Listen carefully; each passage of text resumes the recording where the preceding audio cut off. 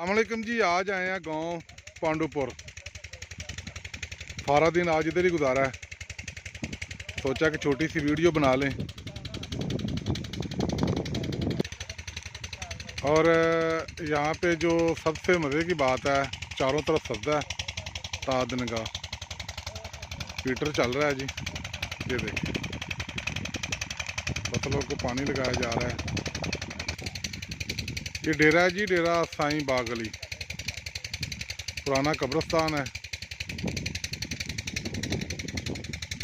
जो जी राणा अंसर साहब खड़े हैं जी।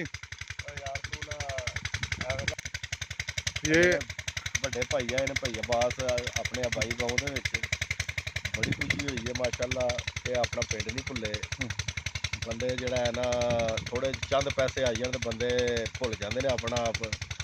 ਤੇ ਬੜੀ ਗੱਲ ਹੈ, ਸਾਡੇ ਭਾਈ ਜਿਹੜਾ ਹੈ ਨਾ ਬਾਸ ਸਾਹਿਬ ਮਾਸ਼ਾਅੱਲਾ, ਅੱਲਾਹ ਪਾਕ ਇਹਨਾਂ ਨੂੰ ਮਜ਼ੀਦ ਤਰੱਕੀਆਂ ਦੇ, ਮਜ਼ੀਦ ਇੱਜ਼ਤਾਂ ਦੇ, ਇਹ ਸਭ ਕੁਝ ਹੋਣ ਦੇ ਬਾਵਜੂਦ ਆਪਣੇ ਆਬਾਈ ਗਾਉਂ ਨੂੰ ਇਹਨਾਂ ਨੇ ਯਾਦ ਰੱਖਿਆ ਹੈ। ਬਹੁਤ ਸ਼ੁਕਰੀਆ ਜਨਾਬ, ਭਾਈ ਹਰੀ ਆਏ ਨੇ ਜੀ, ਮਿਹਰਬਾਨੀ ਰਾਣਾ ਸਾਹਿਬ, ਥੈਂਕ ਯੂ। ਅੱਗੇ ਤੁਸੀਂ ਕੀ ਕਹਿ ਰਹੇ ਸੀ ਜਰਾ ਉਹ ਵੀ ਦੱਸੋ ਨਾ। ਮੈਂ ਇਹ ਆਖਣ ਲੱਗਾ ਭਾਜੀ ਕਿਸੇ ਗੋਰੀ ਦਾ ਤੁਹਾਡਾ ਜੇ ਨੰਬਰ ਹੈ ਮੁਸਾਫਰ ਦੇ। ਇਹ ਰਾਣਾ ਸਾਹਿਬ ਬਿਆਨ ਬਦਲ ਗਏ ਨੇ ਜੀ। ਪਹਿਲਾਂ ਕਹਿ ਰਹੇ ਹਨ ਕਿ ਵੀਡੀਓ ਬਣਾਓ ਕਿ ਮੈਂ ਖੇਤਾਂ ਨੂੰ ਪਾਣੀ ਲਾ ਰਿਹਾ। ਮੈਂ ਨਹੀਂ ਲਾਣ ਡਿਆ, ਉਹ ਲਾਣ ਡਿਆ ਜਿਹਦੇ ਮੋਢੇ ਤੇ ਕਹੀਏ। ਰਾਣਾ ਸਾਹਿਬ ਲਾ ਰਿਹਾ ਜੀ। ਅਸੀਂ ਮਾਲਕ ਆ ਜਨਾਬ, ਇਹ ਰੱਖੇ ਨੇ ਮਜ਼ਾਰਿਆ ਲਾਣ ਡਿਆ, ਪਾਣੀ ਲਾ ਰਿਹਾ। ਹਾਂਜੀ, ਇਸ ਕਾਲੇ ਨੂੰ ਪਾਣੀ ਲਾਣ ਡਿਆ ਤੇ ਮੱਝਾਂ ਮਾਸ਼ਾਅੱਲਾ ਰਸ ਖਾਣ ਡੀਆਂ ਨੇ। ਕੀ ਖਾਣ ਡੀਆਂ ਨੇ? ਰਸ। ਰਸ ਕੀ ਹੁੰਦੇ ਨੇ ਭਾਜੀ? ਰਸ ਇਹੀ ਹੁੰਦੇ ਨੇ ਪਾਪੇ ਜਿਨ੍ਹਾਂ ਨੂੰ ਆਖਦੇ ਨੇ। ਅੱਛਾ, ਸੁੱਕੀ ਪਰਾਲੀ।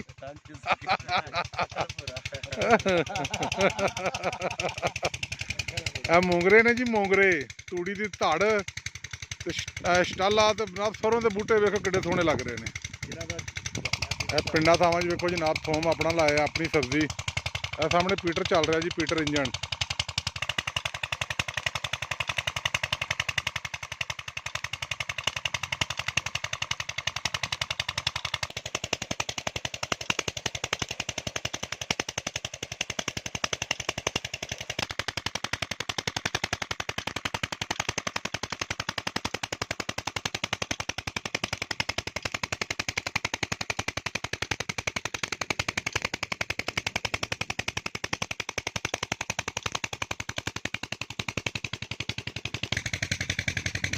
ये सामने गाँव है जी, गगड़ के शरीफ, गगड़ के है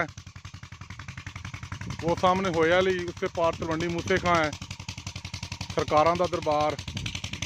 वो सामने गाँव है जी, दरख्तों के पार कोट बुल्ला, चौधरी नईम कतला साहब का गाँव।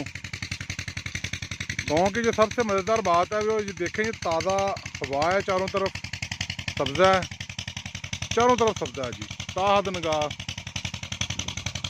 गंदम के खेत हैं, सब्ज़ा है, बड़ा मज़े का माहौल है जी। जब शहर की ज़िंदगी से यकसानियत का शिकार हो जाएं तो फिर गांव आना, यहाँ चंद लम्हे गुजारने बड़ा मज़ा देता है जी। लो जी, गांव का नज़ारा किया आपने, बहुत शुक्रिया जी। शाद व आबाद रहें, खुदा हाफ़िज़।